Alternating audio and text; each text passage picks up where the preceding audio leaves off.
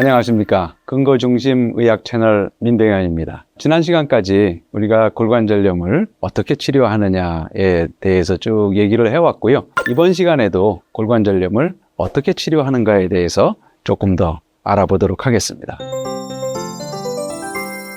지난 시간에는 주로 약에 대해서 말씀을 많이 드렸습니다. 우리나라에도 소염제가 굉장히 많은 종류의 약이 있지만은 어느 약이 더 좋다 이렇게 얘기하기는 어렵다고 말씀드렸습니다. 왜냐하면 약의 효과는 사람마다 다 다르고 합병증도 사람에 따라서 다 다르게 나타나기 때문에 그렇습니다.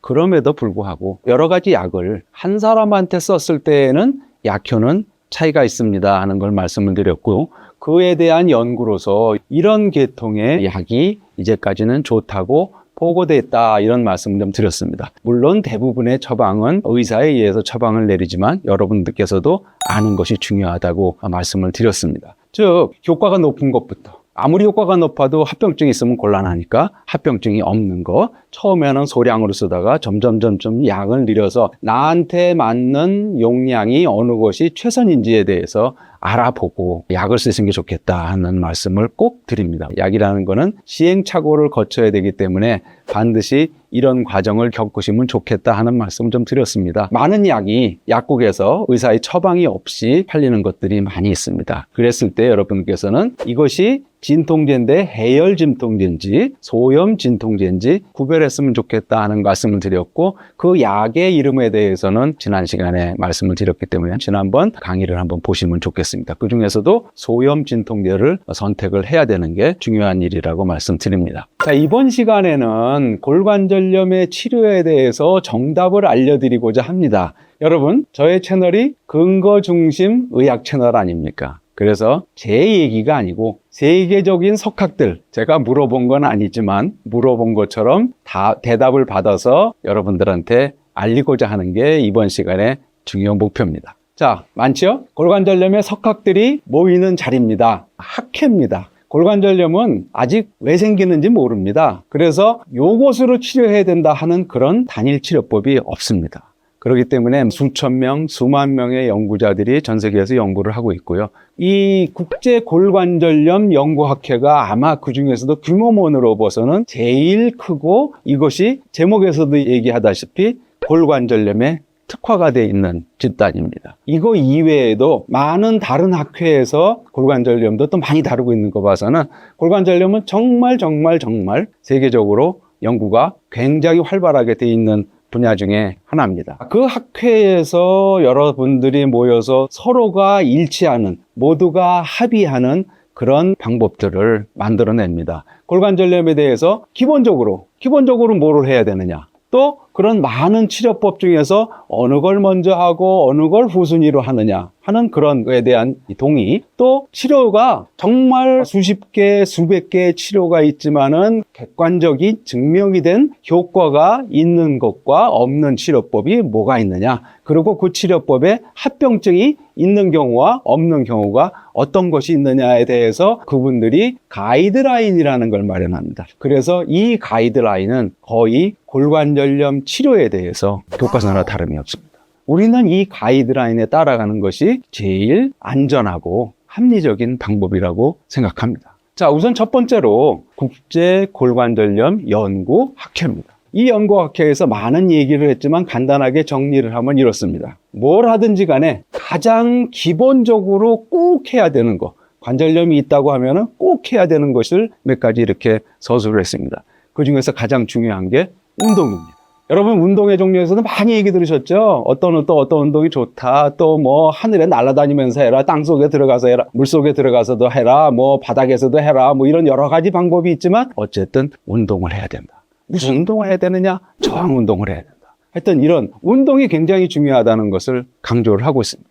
두 번째로 체중 조절이 아니라 체중을 줄이는 것이죠. 관절염은 무게가 많이 갈수록 연골을 상하고 염증이 많이 발생을 하기 때문에 몸무게를 줄이는 게 굉장히 중요하고요. 아까 운동에서도 말씀드렸다시피 일반적인 유산소 운동, 그런 것이 아니고 저항 운동을 해야 한다 하는 것을 굉장히 강조를 하고 있고요. 이런 골관절염은 한 방에 치료가 되는 것이 아닙니다. 고혈압이나 당뇨처럼 평생에 걸쳐서 관리를 해야 되는 거기 때문에 환자 스스로가 알게끔 해야 된다. 자가관리, 셀프 매니지먼트 굉장히 중요하다고 모두 다 얘기를 하고 있고, 그래서 그것을 교육을 하는 이런 유튜브를 통해서 또 다른 매체를 통해서 교육을 하는 것이 무지 중요하다. 관절염이 어떤 형태로 가든지 간에 이런 것은 꼭 해야 된다 하는 것을 강조를 하면서, 무릎에만, 거의 골관절염은 무릎에 많이 생깁니다. 골관절염 환자가 100이라면 무릎에 생기는 환자들이 70명 내지는 80명입니다. 무릎에만 있는 경우, 혹은 무릎에 있는 환자의 한 3분의 1은 손가락이나 고관절이나 이런 데 생기게 됩니다. 여러 관절에 문제가 있는 경우, 이런 경우를 나눠서 얘기를 하고 있고, 또 하나는 관절염뿐만 아니라 심장이라든지 위장관이라든지 또는 콩팥이라든지 이런 데 문제가 없는 경우에, 또 문제가 있는 경우에, 이런 경우를 이렇게 나눠서 가이드라인을 설정을 했습니다. 가이드라인에서 얘기하는 내용은 여러 가지가 있죠. 그런데 보면 거의 대동소이합니다. 하지만 순서가 좀 바뀌어져 있죠. 우선순위가 좀 바뀌어 있다는 얘기입니다. 그 대동소이한 내용은 뭐냐면, 자, 어떻게든 보조기를 쓰든 지팡이를 쓰든 양쪽에 클러치를 하든 어떻게 하든 관절에 부하가 되는 중력을 좀 줄여라 하는 거를 강하게 얘기를 하고 있습니다. 두 번째로는 제가 지난 3시간에 걸쳐서 아주 강조를 드린 내용입니다. 소염제를 꼭 쓰셔야 됩니다. 그 다음에 먹는 거보다는 도포용을 많이 사용하는 것이 좋겠다, 이런 얘기를 하고 있고, 아주 힘든 경우엔 관절 내에 주사를 맞아야 되는데 스테로이드 주사를 맞는 것이 좋다. 이거 요즘에 환자분들이 많이 꺼려 하시죠. 뼈 주사라고 그래갖고. 주사 맞읍시다 얘기하면 많은 분들이 물어봅니다. 이건 무슨 주사입니까? 뼈 주사입니다. 안 맞을래요? 이게 보통 공식으로 가고 있는데, 자, 이런 여러 석학들이 얘기하는 거는 관절 내 주사는 스테로이드 주사를 맞는 것이 효과적입니다 하는 얘기를 하고 있고, 항우울제라는 거는 대개 관절염 환자분 중에 한 30%, 40%는 우울 증상에 동반이 됩니다. 또 우울증과 항우울제 성분에는 관절염 치료에 대한 성분이 많이 있기 때문에 항우울제를 쓰는 게 좋다. 이런 것들이 가이드라인에 나와 있고, 다른 여러 가지 경우에서도 이런 가이드라인에 나와 있는 내용은 거의 변함이 없습니다. 그런데 동반 질환이 있다든지 관절에 여러 가지 문제가 있다든지 그러면 먼저 약을 쓰세요. 또 아니면 주사를 먼저 맞으세요. 이런 얘기, 우선순위가 달라진다는 얘기입니다. 그래서 결론적으로 말씀드리면은 국제골관절염 연구에서 얘기하는 이런 기본적인 가이드라인은 이런 것이 있다 하는 것을 여러분께서 좀 인지를 해 주시기 바랍니다. 미국 류마티스 학회는 학회의 역사가 거의 100년에 가까운 아주 저명하고 많은 사람들이 그 권위를 인정해주는 그런 학회입니다. 미국 류마티스 학회에서는 관절염을 치료할 때 약을 안 쓰는 치료, 또 약을 쓰는 경우에는 어떻게 쓰느냐 하는 거에 대해서 나눠서 얘기를 하고 있고, 손가락에 생겼을 때, 또 무릎에 생겼을 때, 고관절에 생겼을 때 어떻게 하는 것이 좋으냐 하는 얘기를 가이드라인에서 얘기를 하고, 알기 쉽게 이렇게 표를 만들어줬습니다. 이 녹색 표 중에서 좀 진한 것들이 효과적이라는 겁니다. 진한 것들이 효과적인 얘기는, 많은 환자분들의 관절염이 무릎에 생긴다고 그랬죠. 그래서 이번 시간에는 무릎에 생겼을 때 어떻게 되느냐 하는 거를 우리가 좀 들여다보도록 하겠습니다. 아까 국제골관절염 학회에서 얘기한 것처럼 운동 중요하다고 얘기했죠. 그 다음에 자기 관리하게 만들어줘라. 교육이 굉장히 중요하다 하는 얘기를 했고, 체중 줄여라. 또 여기에서는 타이차이라는 이런 일종의 스트레칭 엑서사이즈죠. 그런 운동이 도움이 된다 하는 얘기를 하고 있고, 지팡이를 짚든 뭐 했든 간에 무릎 관절에 가해지는 하중이 좀 줄었으면 좋겠다 하는 얘기를 하고 있고, 무릎에 보조기 많이 쓰시죠. 그런 보조기도 효과가 있다 하는 얘기를 하고 있고, 약을 쓰는 경우에는 소염제를 쓰는 것이 좋겠다. 또 소염제를 경구용뿐만 아니라 바르는 소염제를 이용을 하면은 굉장히 좋고, 관절 내 주사를 쓰는 것을 적극적으로 검토해라 하는 겁니다. 그래서 이렇게 정리를 하면 제가 이제까지 말씀드린 이런 내용으로 정리가 되겠습니다. 세 번째로는 미국 정형외과 학회입니다. 한국의 정형외과 선생님들이 가장 가고 싶어하는 그런 학회가 바로 미국 정형외과 학회입니다. 정말 역사도 오래되고 권위가 있는 그런 학회입니다. 자, 이 학회에서 어떻게 얘기하느냐. 녹색으로 제가 번역을 해놓은 거는 사용했으면 좋겠다 하는 것이고, 별로 권하지 않는다 하는 그런 내용을 제가 빨간색으로 이렇게 표시를 해놨습니다. 비스테로이드성 소염제입니다. 경구용 소염제, 이거 strong recommendation입니다. 강력하게 이거는 꼭 써야 됩니다. 얘기를 하고 있고요. 그 다음에 다른 학교에서 얘기하는 것처럼 운동하는 거, 재활하는 거, 보조기 쓰는 거, 이런 거 괜찮다 하고 얘기했습니다. 하지 마라 하는 내용은 뭐냐면 관절내 주사 맞는 거. 스테로이드 제제가 아닌 연골 주사제입니다. 윤활유 주사제, 이런 것들을 사용하지 마라. strong recommendation인데 무슨 recommendation이냐? against its use입니다. 사용을 하지 말라고 강력하게 recommendation 하고 있습니다. 밑에 있는 영양제도 마찬가지죠.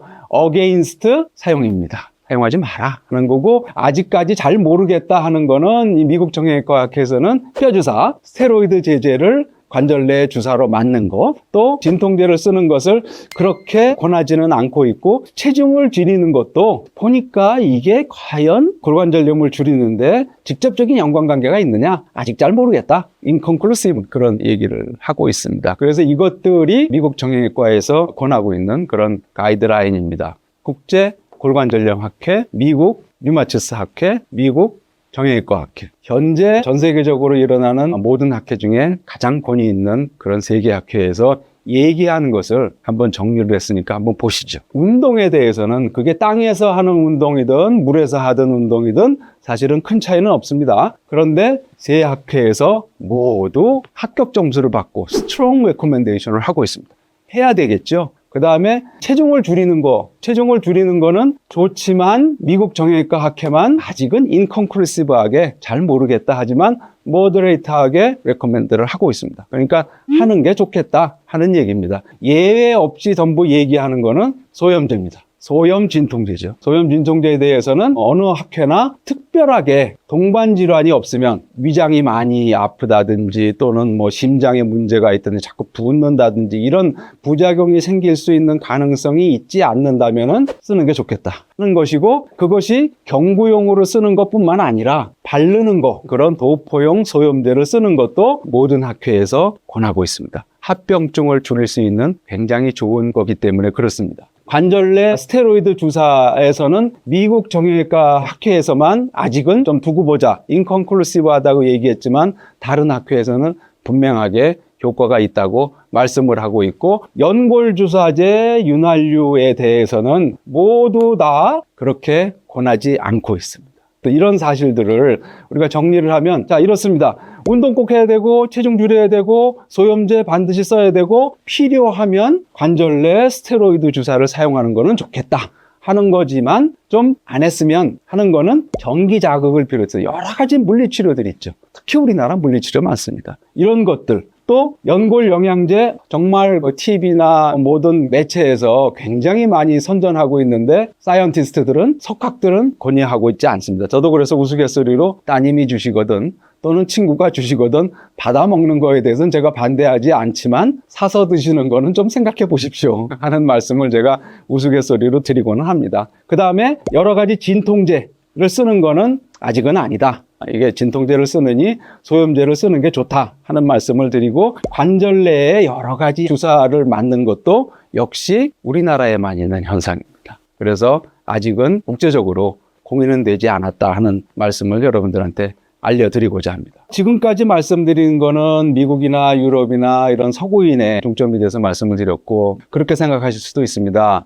동양과 서양 사이는 유전자도 차이가 나고 체형도 차이가 나고 먹는 습관도 차이가 나고 활동도 차이가 나고 이러니까 다를 수도 있겠다 해서 아시아 합의체도 있습니다. 에이시안 컨센서스 에서 우리나라를 비롯해서 일본하고 싱가포르, 대만 이런 국가들이 중심이 돼서 이 가이드라인을 만들어내고 있습니다. 자, 이 가이드라인에서 조금 우선순위가 차이가 나 있는 것은 우선적으로 바르는 소염제를 좀 했으면 좋겠다. 우리나라나 일본이나 매운 음식 많이 먹고 이 위장계 질환이 많이 있기 때문에 먹는 소염제보다는 바르는 소염제를 먼저 사용했으면 좋겠다 하는 것이고, 이게 잘 안 들으면 경구용 소염제를 하고, 특히 이제 뭐 관절이 여러 군데가 아프다든지 특히 허리가 아프다든지 하는 분한테는 경구용 소염제를 우선적으로 쓰는 게 낫겠다. 또 소염제를 쓰게 되면 거의 둘 중에 한 명, 또는 셋 중에 한 명 정도는 위장에 이상이 있을 수가 있기 때문에 위장관 보호제를 꼭 같이 사용하는 게 좋겠다 하는 얘기를 하고 있는데, 역시 마찬가지로 서구에서 얘기하는 그런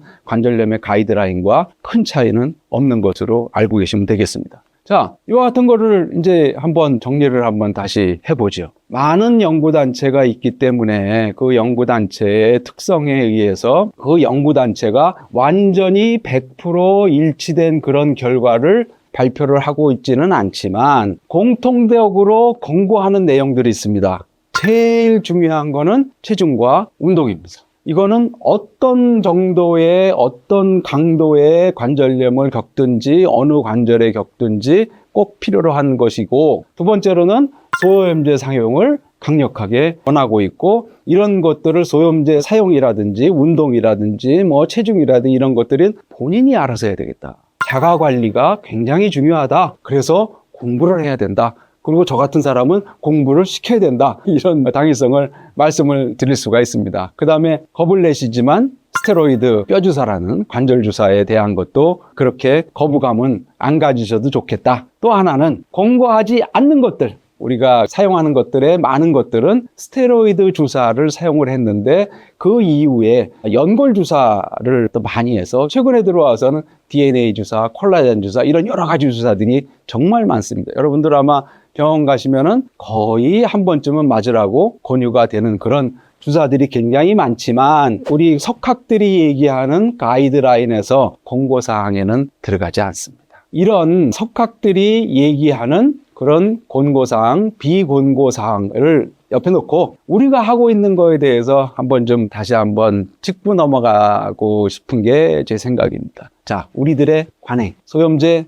환자분들이 굉장히 싫어하십니다. 처방을 받아가기는 하세요. 그런데 약국에 아예 가지 않는 분도 있고, 약국에 가서 약은 하고 계시지만은 안 먹는 분들이 상당히 많습니다. 다시 말해서 10명 중에 3명만 약을 먹고 나머지 7분은 그냥 덮어둔다. 그러고 딴 거를 해요. 자, 이 소염제에 대한 저항감이 옛날에는 약을 너무 많이 써서 문제였습니다. 소위 약의 오남용의 문제였는데 지금은 약을 너무 안 써서 문제가 되는 게 바로 이 골관절염의 치료에서 상당히 큰 문제로 생각이 되고 있습니다. 그 다음에 스테로이드 주사에 대해서 상당히 저항성이 많습니다. 누가 만들어냈는지 모르겠지만 뼈주사라고 얘기를 해서 저도 환자분한테 배웠습니다. 아, 스테로이드가 뼈주사로구나. 그런데 이 스테로이드 제제만큼 확실하게 무릎 내에 염증을 줄여줄 수 있는 그런 약은 현재 존재하지 않고 있습니다.